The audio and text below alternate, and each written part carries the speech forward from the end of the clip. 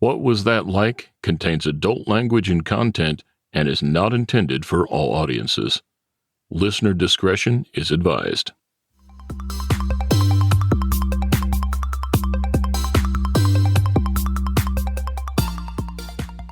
Welcome to What Was That Like? I'm your host, Scott Johnson. This is the show where we talk to regular people just like you or just like me, who have found themselves in an extremely unusual situation. We'll hear their stories and get inside their head because we all want to know, what was that like? More information about each episode at whatwasthatlike.com. Here we go.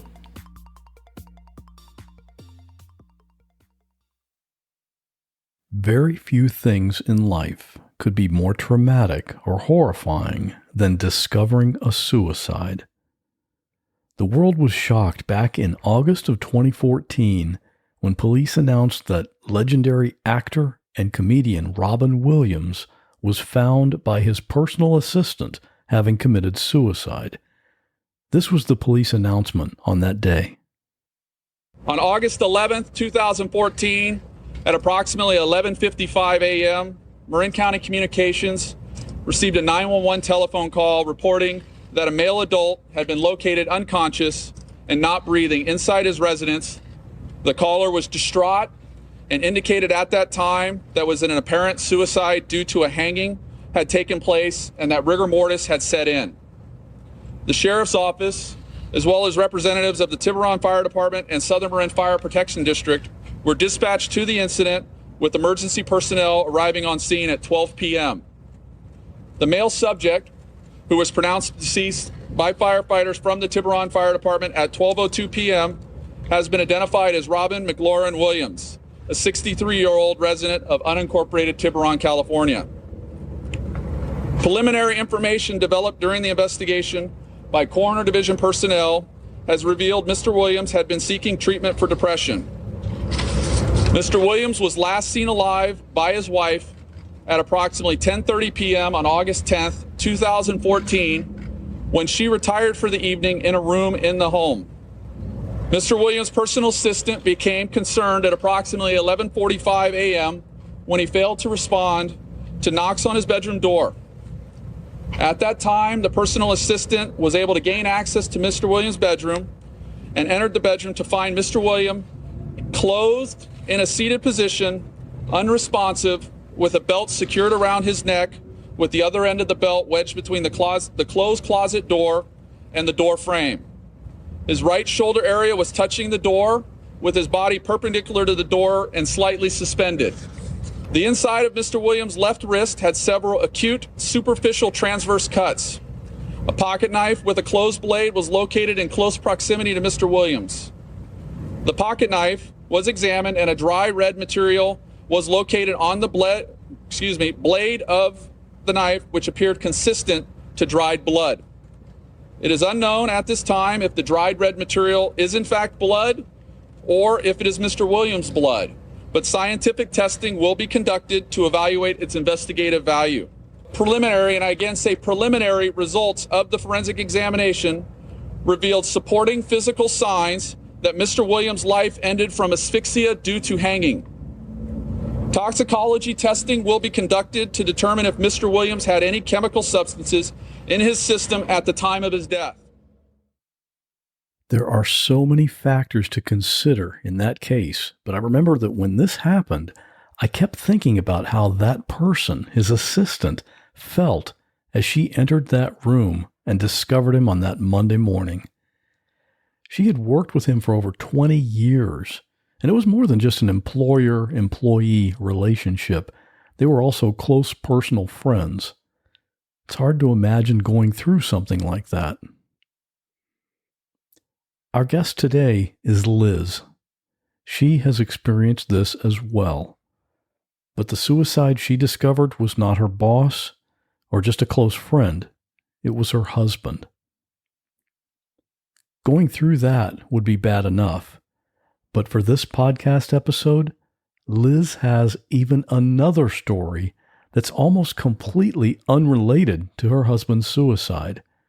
She's been through a lot, Now she works trying to help people who have gone through similar tragedies. Check the show notes for links to her book and the work she's doing.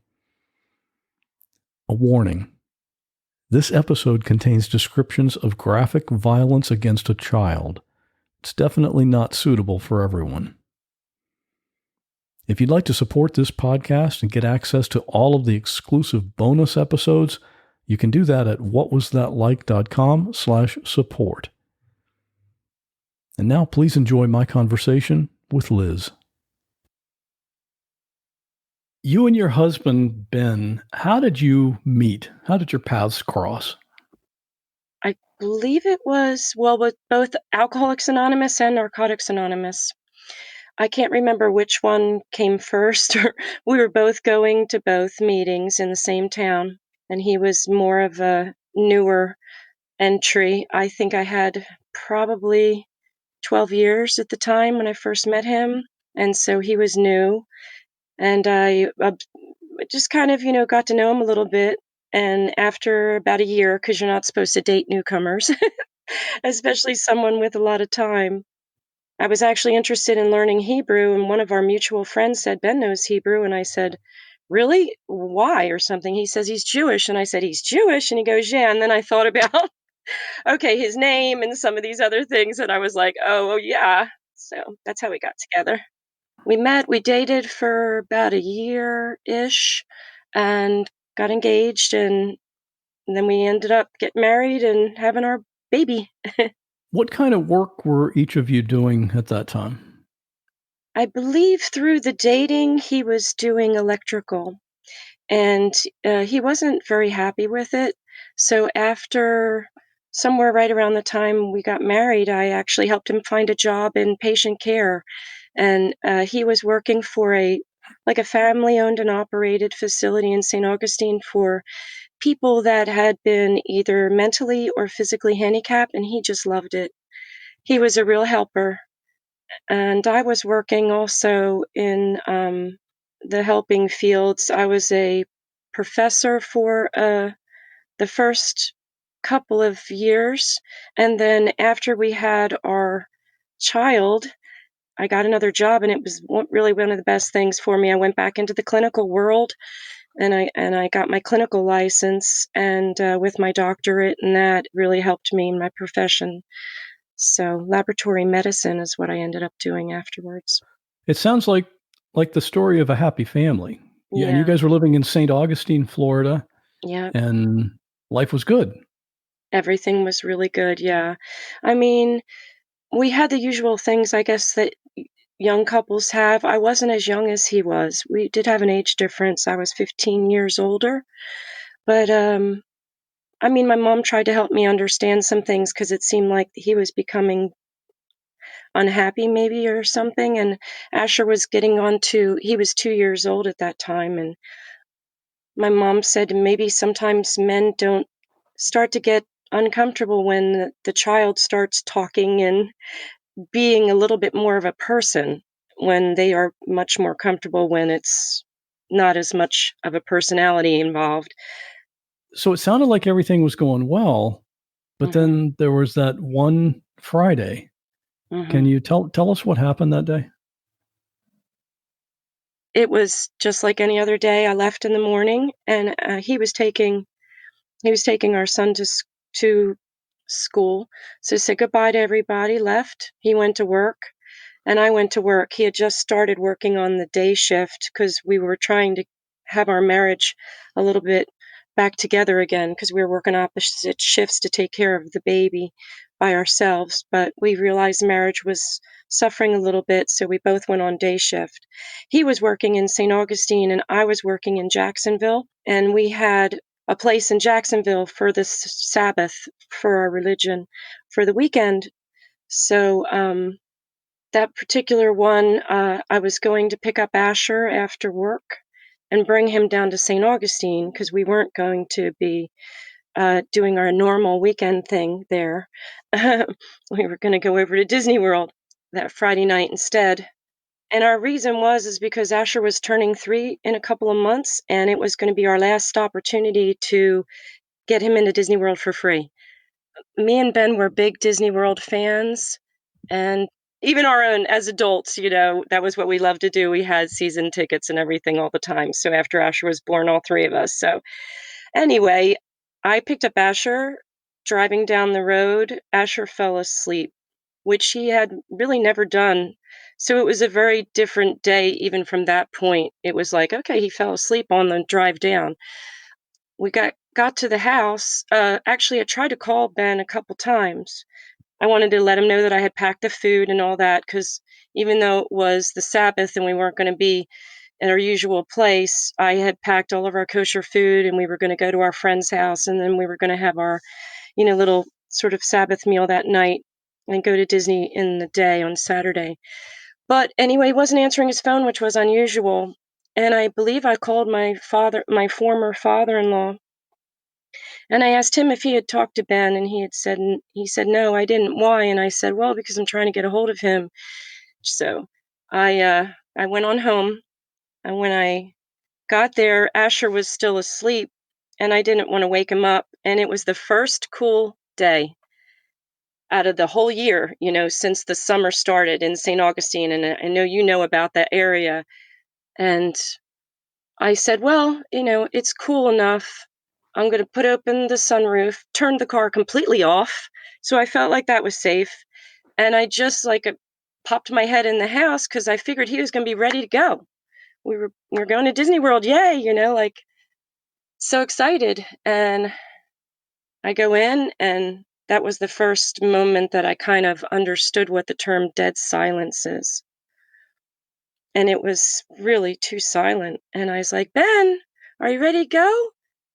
And I saw the door of the garage was open and the light was shining into the hallway there. And I thought he was getting the winter clothes out of the attic, because I'd asked him to get the winter clothes out of the attic up in our Jacksonville home.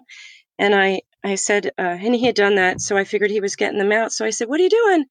And I walked towards the door and I looked into the garage, and he was hanging from the rafters, and the steps to the opening up there were down, and his feet were about 6 inches, sort of just, slightly moving a little bit back and forth above the step. So I just, I, I freaked out, I was like, what did you do? I went to the phone, I called 911. And I must have not dialed 911 because it was busy. My mother always told me that 911 will never be busy. So I hung up the phone and I ran out the door, and I screamed to my neighbors who were all out there getting ready for a big Friday night party, which they did at the end of my street every weekend. And I said, somebody get help, Ben, or call 911. Ben tried to kill himself. And I ran back in the house, and then I started trying to get him down. He had actually used the arm of one of his sweatshirts to go around his neck, and he used the other arm to tie it around a rafter. And I know it sounds unbelievable, but that's what he did. And so I really only had to just pull like one thing almost, and it just loosened, and he fell. And I stared at him for a couple seconds because I thought the wind was going to knock into him, because he was actually warm. I knew he'd just gotten home. I knew what his work schedule was, and he was warm. And I just stared at him. I remember saying, what did you do? What did you do? And when he dropped, I was staring at him. And while I was staring at him, waiting for the air to rush into his lungs, my neighbors came running in the house. The wife of my next door neighbor, she just started yelling, start doing CPR.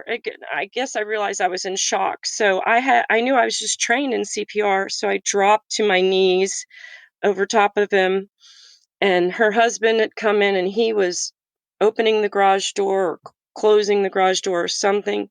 And then she was on the phone with somebody, I think, and she was like, 15 compressions now. And then she'd be like, 5 breaths now. And I was just following her orders, and I was just completely in shock. And then another neighbor came in, and he stayed with me. And he was actually like the fiance or the boyfriend of another neighbor across the street. And I didn't even know him that well, but I did get to know him very well in that moment and after. And he said, "I'll do the chest compressions." And I said, "I appreciate that."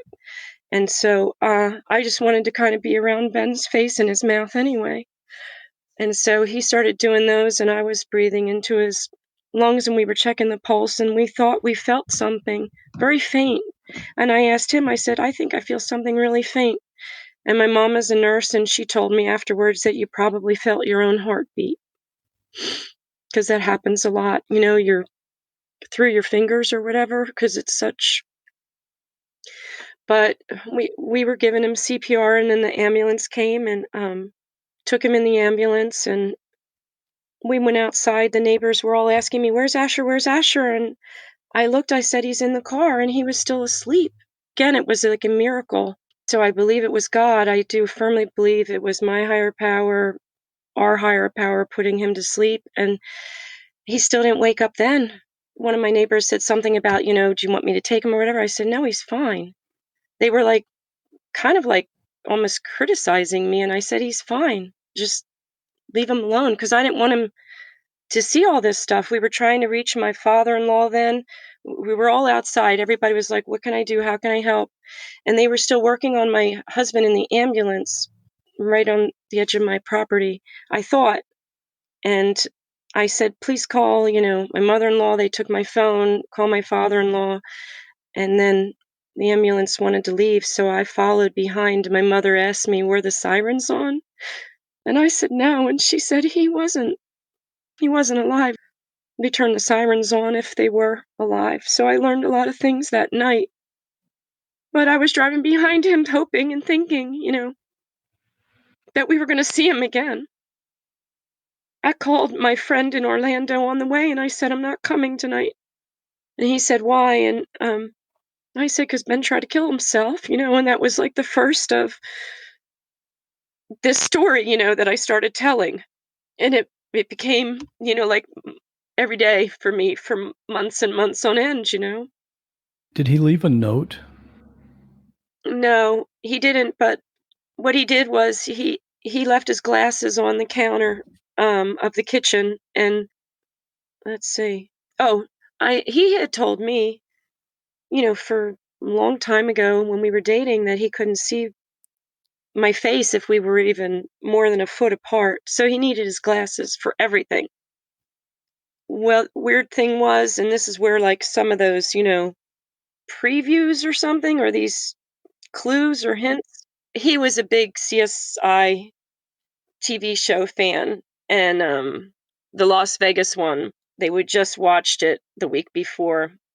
And in that one, this starts out with somebody falling from a high place, and they get to the crime scene, and they're down below. One of them goes upstairs, the other one's down below. They're trying to figure out if it was a murder or suicide. And the guy like automatically says, "This is a suicide," or something. Or they say, "We got glasses up here," or something. Or he saw the outline of the glasses on the bridge, but there was no glasses.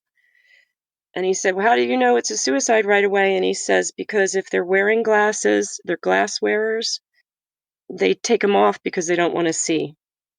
They need them to see everything else in life, but when they're going to take their own life, they usually leave them behind because they don't want to see their own death." And so it's what came to my mind when I saw those glasses on the counter. I said that was his message. And that was his message to me. The other actual message that he left me, which I don't feel very good about, but he took his wedding band off and he left it in the cup holder in the car before he got out of the car that night. I don't know why he did that.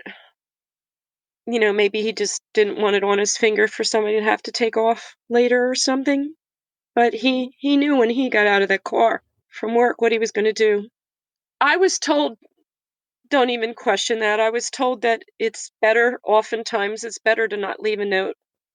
Although I had a lot of questions, I do believe I know everything that I need to know about why he did what he did. Talk about opposite extremes. I mean, from happy family headed to Disney World to this unexpected death. It's no wonder you were in shock when Yeah. that happened. So what about afterward when your in-laws arrived into town? What happened then? My sister said that turned the trauma, I think's the way she said it was, or the into a tragedy. I mean, it was worse. I mean, or the whatever it was, they made it worse. If it could possibly be imagined of that being worse, they turned that into even a worse situation. So as soon as my mother-in-law came in, well, let me just explain as far as the Jewish religion goes. We already knew how he died because I found him. I tried to give him CPR. So my father-in-law was there and they asked us, about the body and everything. After we finally left, we were there for hours and people were visiting Ben and we were saying prayers over him in the hospital room. And then they took him downstairs and we told them that they don't need to do an autopsy because we know how he passed away and we didn't want his body cut up for our religion and we wanted to get him buried right away. We'd made that decision. We told him that. The next day, my mother-in-law came into town, and so did my mom. And I reached out to my mother-in-law, and I said, you're going to come over because there should be Shiva in the home. There should be visitation and all that stuff in the home of the bereaved family, immediate family, which is me now and Asher. She said, no, I'm in the I said, where are you? She's like, I'm in a hotel. So she wasn't even in my father-in-law's house, my in-laws, grandparent in-laws house, her in-laws. And I was like, what are you doing in a hotel? And why aren't you coming over? And she just said, we're just going to stay here. So I thought that was weird. And then the next day, Saturday, she didn't come over. I had all these people in and out. And then Sunday, the rabbi came to our home. And then my in-laws came to speak to the rabbi about the burial and the eulogy and all this.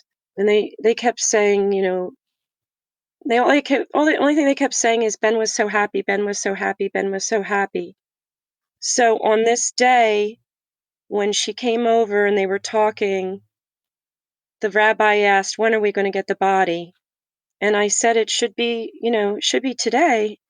And he said, well, he said he heard it may have been Monday, which Monday was now another Jewish holiday. So we really needed to get Ben in the ground basically because of the way things have to be done at a certain time. Because this is a joyous holiday, and then people that are bereaved can't observe, and people can't go to funerals and do things like that on certain holidays that are supposed to be joyous. So you needed to contact the medical examiner, is that right? I did. He told me, "Not gonna be until Monday, we have to do an investigation, we have to do an autopsy." I said, "Why? We told you don't need to, and we don't want to," and I was almost horrified. And he said, "Somebody from the family called and said that they suspected foul play." And the only person that could have been was my mother-in-law or her influence because everything was fine on Friday night before she came into town. And then she came into town on Saturday, and then all the way she was acting, and then on Sunday. So I immediately, my brother-in-law was the only sibling there. The sister-in-law didn't come. He was in with Asher in the back room next to where I was on the phone, and I came out into the living room, and I just started. My mother said, "What's wrong? What's wrong?" And I said, "They said," and I started just shouting it out. And I looked at my in-laws and I says, "It had to be you." And they were just looking like deer in headlights, scared because they are, like, uh-oh, we got found out. And the rabbi's sitting there watching everything. And I just said, "How could you do that? How could you do that to me? How could you do that to your grandson and your son and the memory of your son? How could you do that?" I said, "Get out of the house now." I said, "Leave." I said, "I don't want you to ever come back to this house again." I said, "Get off my property." And they did. They went out to the car. The rabbi said a few words to me and stayed for a little bit to console me, but that was pretty much the end of all of that. We saw them the following day at the burial. My father-in-law, when he went to hug my mom and one of my sisters, he was saying things like, it had to be an accident, or it had, and my mother said, "This is not the place nor the time to say things like that." But he was trying to tell them that Ben didn't kill himself somehow. What were all the other family members, were they of the opinion that it was suspicious, or did they know that it was actually just a suicide? Well, my family, of course, no problems at all. I mean, my family just watched this horrifying stuff happen in bewilderment. But maybe it's because we have had experience with death. I lost my brother in a tragic car accident years before, and we accept, even though very painful things, we've had to. My father passed away from a rare form of dementia, things like that. So we have had suicide in my family as well. My grandmother's mother took her life. My mom's niece, my first cousin, she took her life by hanging. And now this. I don't know what the reason is, but it was all his side. At the burial, they all seemed fine, except from that point forward, that Sunday afternoon, my brother-in-law left with my in-laws. He didn't stay. And Asher lost his whole father's side of the family that day. So not only did he lose his dad, but Asher was so close with his grandpa and with his great-grandparents. And my father-in-law proceeded from that Sunday. He started telling everybody in St. Augustine recovery community that I killed Ben. He didn't ever tell my grandmother-in-law, Ben's grandmother, didn't tell her that Ben died. They didn't even come to the funeral. I said, "Why aren't you telling grandmom that Ben died?" So I didn't feel comfortable taking Asher over there because I didn't want to answer any questions about where's Ben. He told me I can't tell her, she can't know, or something like that. And then eventually I found out somehow that he did tell her, but then he must have told her that I was instrumental in his death, because she never reached out, and she actually passed away 2 months after Ben. What was the final report from the medical examiner? Yes, that he died by, self-inflicted. I think they use the word exsanguination, and they did find the redness around his neck of from the sweatshirt. And the police actually, had to do an investigation because the medical examiner had to report that to the police. So here was the other horrible experience for me. That Monday that we buried him, I took Asher and we completely moved our daily operating life to the Jacksonville home because Ben had died in the St. Augustine home, and I wasn't ready to stay there day in and day out.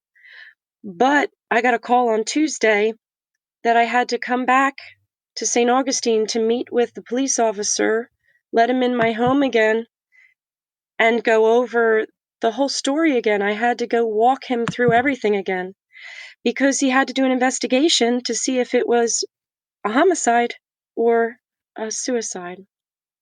For a lot of people, that would be certainly a horrific experience, that whole thing. But that's not your only story.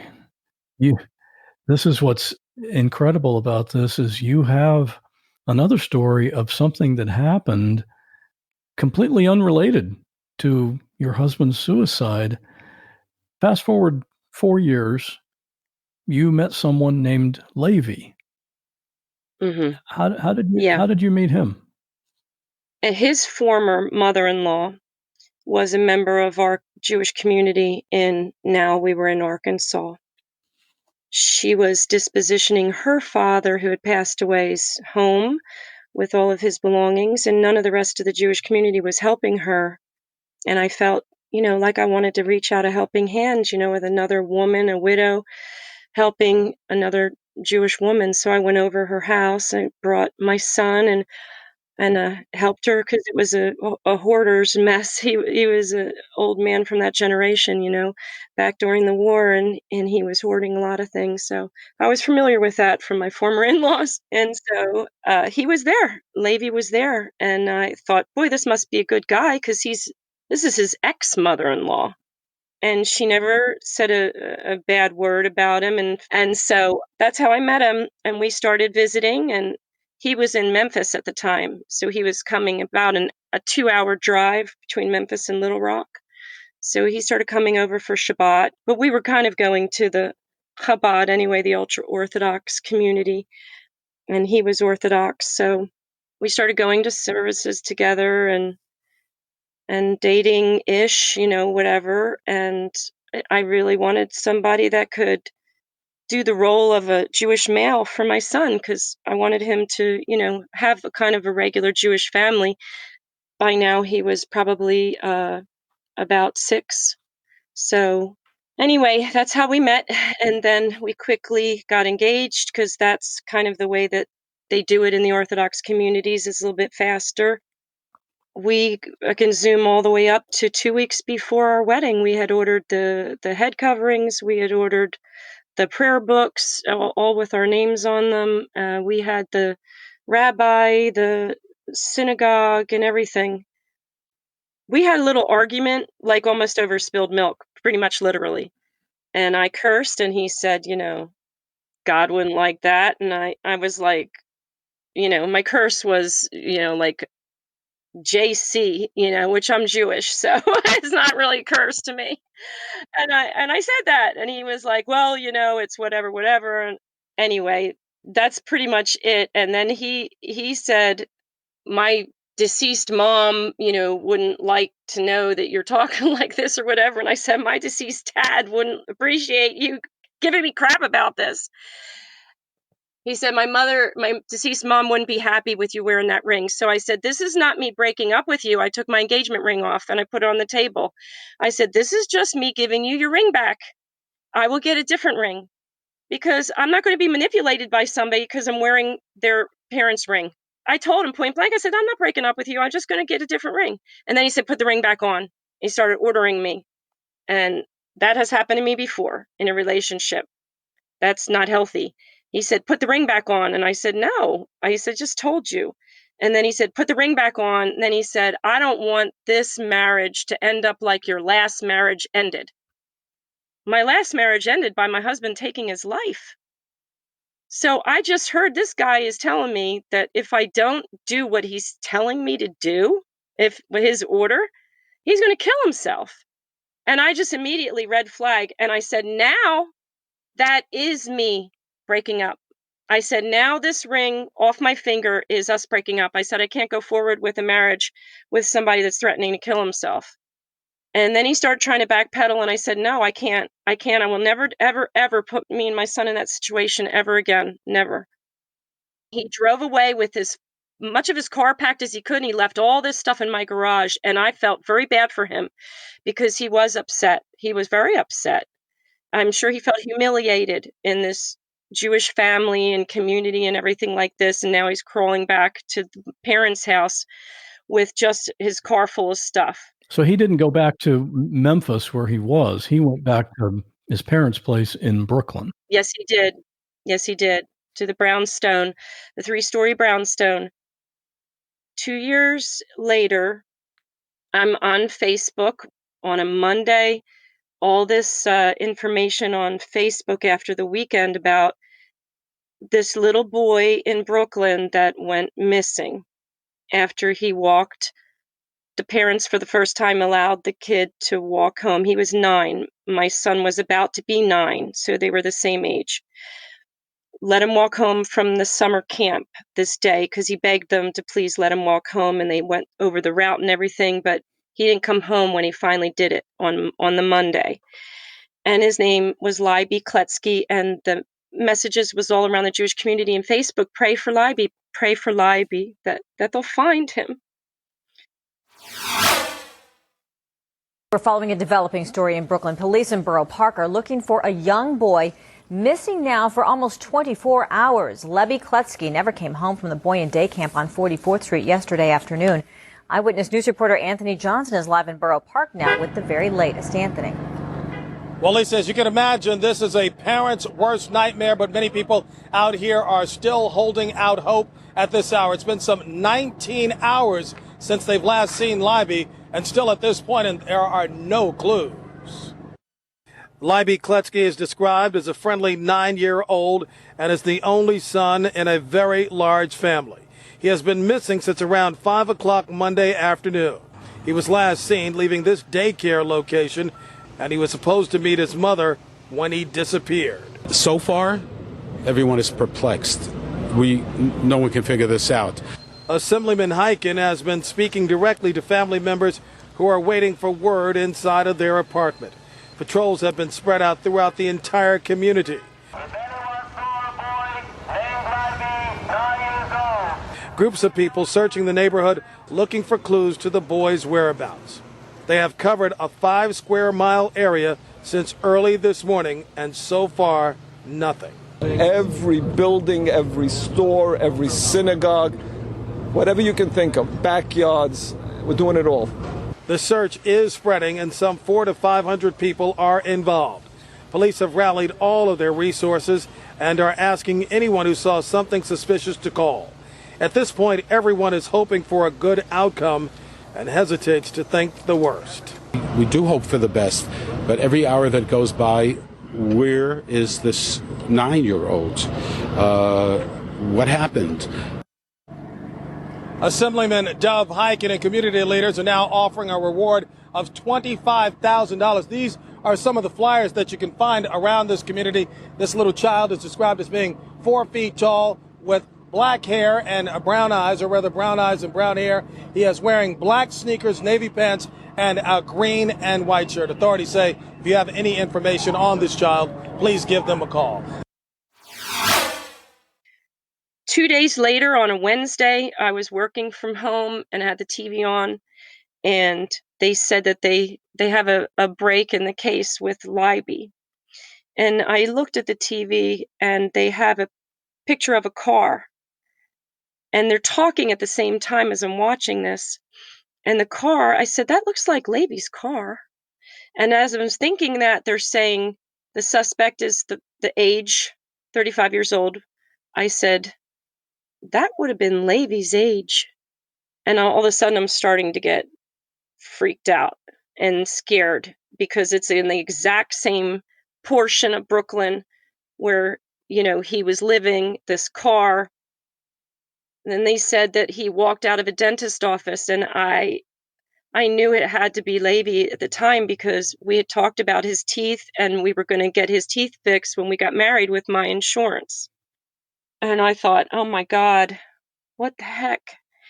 And I don't really even remember right now if it was that very day that they showed a picture of him or it was just that. I got a phone call about a couple minutes later from a member of the Jewish community, the president of the synagogue's wife, and she said, "Are you watching TV right now?" I said, "Yeah." She said, "That's Levy." And I said, I'm in shock. I was wondering. She said, I think it is.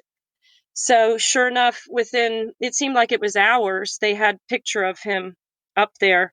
And he was being arrested, and they started calling him the Butcher of Brooklyn because his profession was an actual kosher butcher.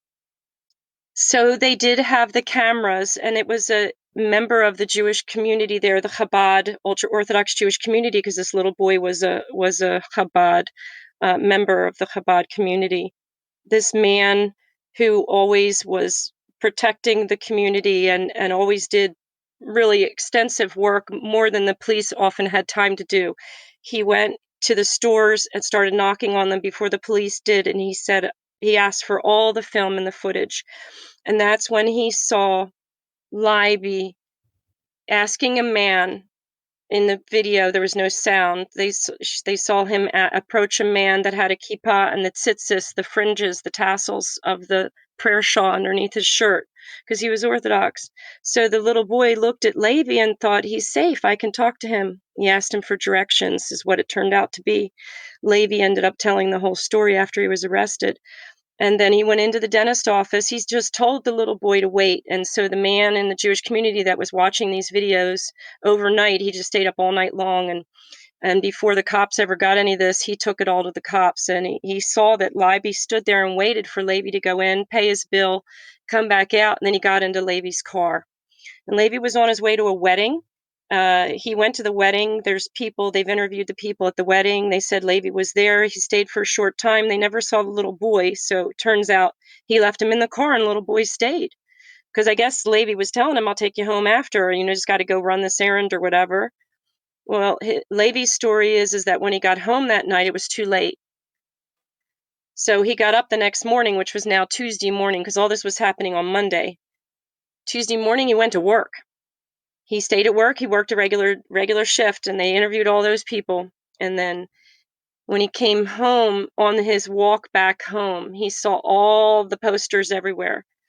And he felt like, in Levy's words, that he was going to be in trouble. He did. Now, I will say that he did tell me when we were engaged that he had a head injury when he was a youngster. This is Levy Aaron, had a head injury when he was younger. And he did seem to have some mental impact to that. But I always thought, when we were engaged, I always thought, well, I'm really smart, so I got enough smarts for the both of us. So it didn't bother me. I wasn't worried. I wasn't worried about that. But I never knew that he had like a personality disorder or anything like that. And I did find out after he was arrested that he did have a diagnosis in Memphis that I was never told about. So he saw those posters and thought, wow, something. He got scared. Mm-hmm. And he went home and he crushed up some of his pharmaceuticals, some of his medication. He put him in a tuna fish sandwich and he fed the medication to the little boy. And that anesthetized him. And then he took a pillow and he suffocated him. And then he chopped off his feet, put his feet in his freezer for some reason.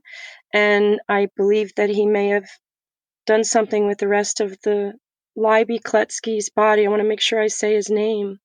And put him in a suitcase and carried the suitcase down to the dumpster a couple blocks away. That was on Tuesday night. So on Wednesday, when they arrested him, he just showed them where everything was. And he just told them that, he got scared and he didn't feel like he could take him back or he'd get in trouble. So he did what he did. They started coming to interview me and calling me because his ex-wife in Memphis gave them an indication that he was engaged to somebody in Little Rock, and she may have even given them my name. Part of the investigation was to talk to you about what was he like, or did he give any indication that he could do something like this, or was that kind of what they were asking? Yes, it really was. They said, the police told me when they called me that nobody goes from 0 to 100 overnight. And I said, I don't think my testimony is going to help you with your case. I said, I do believe that he did go from 0 to 100. And they said, were there any signs? I said, you need to come and talk to me if you want to talk to me. I didn't want to be on the phone with them. And I wanted to separate and distance Asher from all of this as much as possible, which I actually had been successful at doing for that long. So they came, they flew down. I went to a different friend's house, like 2 hours away from my home in Little Rock. And we hosted the police officers, and they asked me, they asked me all these questions. Like they said, oh, we found a box of little girls' clothes. So they were trying to figure out that he was a sexual pedophile or something like that. And there were other bodies or other babies or other kids somewhere. And I said, he had told me when he was moving that he had found a box of his sister's clothes, the sister that died the year that we were dating. I said, so that's my belief, is that those clothes are from his sister, and I'm sure he kept them for sentimental value because I know he told me that he had little baby clothes of his own too. His mother died 5 years before I started dating him. So I don't think the father was keeping the kids' baby clothes. So I think Levy was keeping his own baby clothes, maybe for his child whenever he had one someday. And then, I told him there was never anything with my son, and his ex-wife in Memphis, she testified as well. She had kids too. We were all just completely shocked that this happened. What was the outcome of his case? My understanding is that he didn't ever end up fighting it. I think that the lawyers probably for him tried to, do some kind of insanity, but I don't believe that there's the death penalty in New York. And if there is, he didn't get that.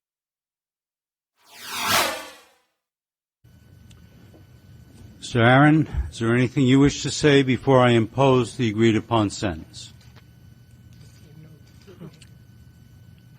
The sentence of the court on your plea of guilty to murder in the second degree is 25 years to life. On kidnapping in the second degree, 15 years in jail, followed by 5 years post-release supervision. These sentences shall run consecutive, meaning a minimum of 40 years before you would be eligible for parole. The family of the little boy does have a memorial or a fund that anybody can contribute to. Have you contacted him at all since then? I have actually thought about it, but I don't want to appear to be sympathetic, I think is mainly the reason why, but I don't even really know what to say, but I have thought about it, but I haven't acted on it. Hey, this is Scott jumping in here for just a minute. It makes perfect sense that Liz has not tried to communicate with Levy since he has begun serving his long sentence in prison, because it's true, what is there for her to say? But for me, as part of putting together this episode, I decided to reach out to Levy. I really had no idea what he would say, and obviously nothing he would say would justify what he did that day, but I still wanted to get his perspective. I contacted him at Attica Correctional Facility in Attica, New York, where he's being held. I asked him for his comments on what happened, and this is the message he sent back to me. I'll start by saying this incarceration had nothing to do with my relationship with Liz. It is a little hard for me to talk about it. I acted on a bad hallucination of something that happened to me 3 years prior to this case. I am trying to change and get better. Hopefully the parole board will see that in 28 and a half years from now. The incident that happened to me was in 2008, before I met Liz. Anyway, for that incident, my younger brother was my witness. Unfortunately, he passed away 3 years ago in 2017. This incident that happened was when my brother picked me up from the airport. On the way to his house, we were in his car, and someone walked up to me and spit in my face. Moving forward to the night of my crime, that is what I was seeing while he was with me. That is the reason why I snapped. I do believe, and let's go back to Ben. Ben had, my late husband had a mental illness, and that's why he took his life. He was not in his right mind. And the church, the Catholic Church, and the Jewish faith as well have put out messages and memos that people that take their own life are not considered to be, murderers, and they're not going to go to hell. They have improved that whole, stigma because they're not in their right mind. And I do believe that Levy, even though he did this horrible thing and it's not to be forgiven and all this stuff, but he was not in his right mind. And I'm not saying that as an excuse. I'm just saying that this is mental illness. This is why I wrote my book.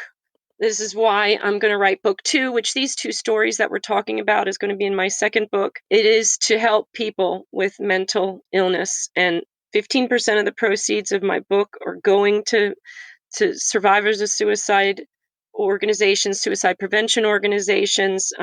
Hopefully we're going to put the link up, Scott, too, for the suicide hotline. One of the things that they ask us in AA or NA when we're going through the steps and stuff, we talk about how sometimes, we're either at the brink of suicide or homicide. Like if I'm not going to kill myself, I might end up killing somebody else. So they are related. One of my feelings of guilt that I have for what happened to Libby Kletsky, and I know it's not necessarily rational because it might have happened to my son, but the first thing that I thought of was if I had married him, Libby Kletsky would still be alive. And that's what I felt, because I felt like I would have gotten Levy help. I feel like, but everybody told me then you or your son might be dead.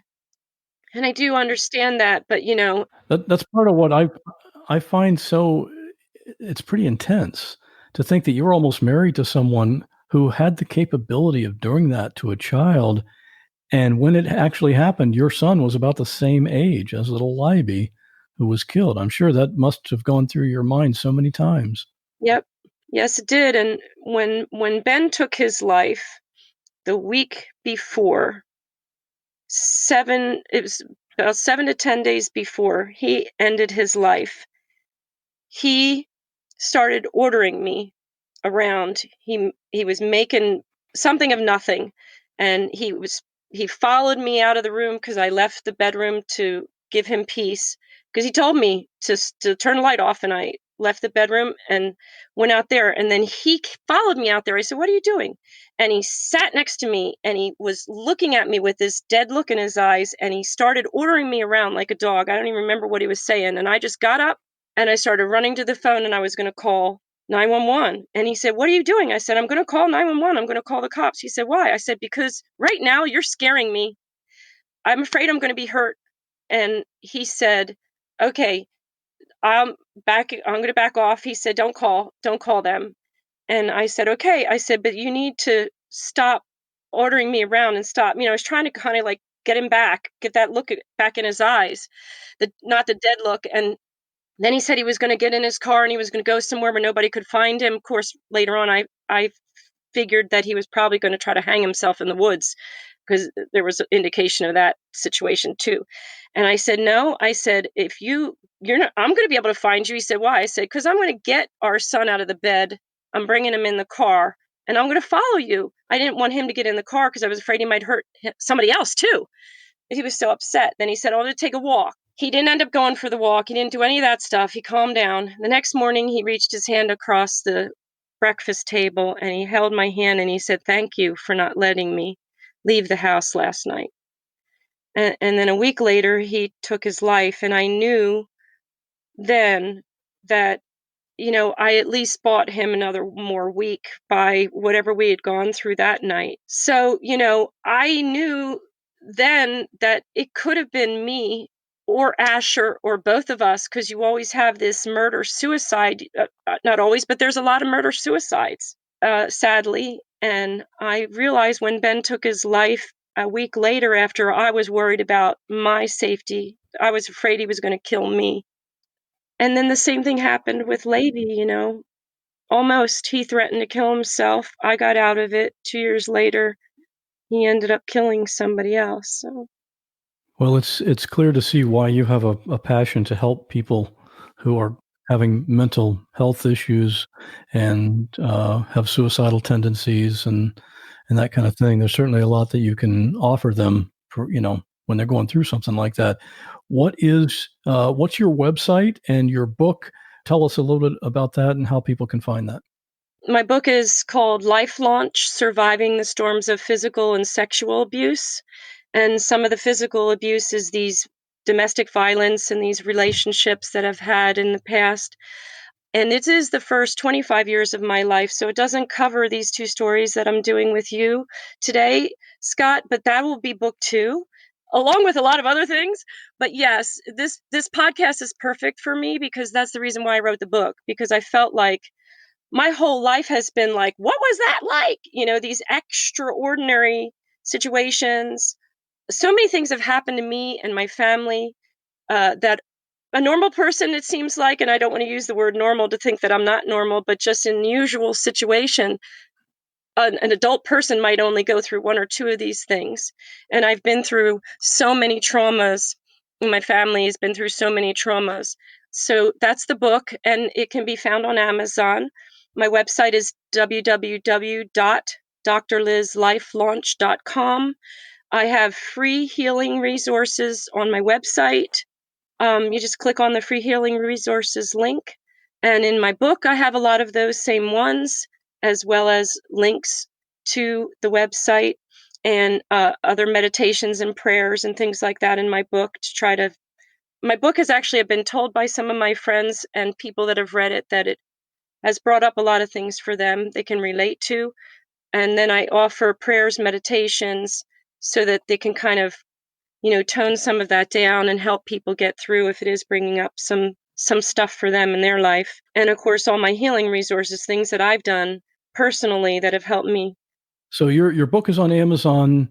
You've got your website. I know you've got videos on YouTube. You're on LinkedIn. And so we'll have links to all that, as well as, like you said, the suicide hotline link and the memorial fund for little Libby, the little boy in Brooklyn, if anyone would like to contribute to that. Mm-hmm. Well, just a couple of incredible and sad stories. Thanks for sharing. Thank you for having me and helping me get my message of hope and healing out to anybody that needs it.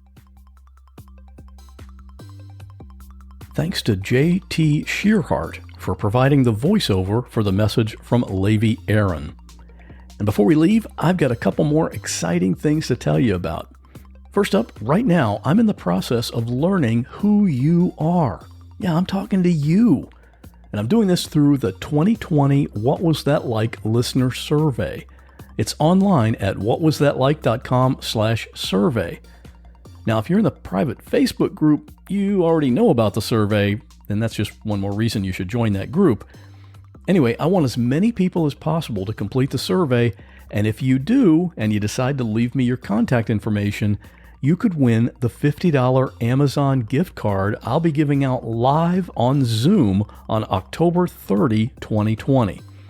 If you're listening to this after that date, don't worry, I'll be doing more surveys in the years to come. This is open to all the listeners to this podcast, and it's limited to one survey per person, and there's no purchase necessary. I'm doing this so I can more accurately know what kind of stories you want to hear. So get over there and fill out the survey. It only takes a few minutes. And again, it's at whatwasthatlike.com/survey. And hopefully I'll see you in the Zoom live drawing on October 30.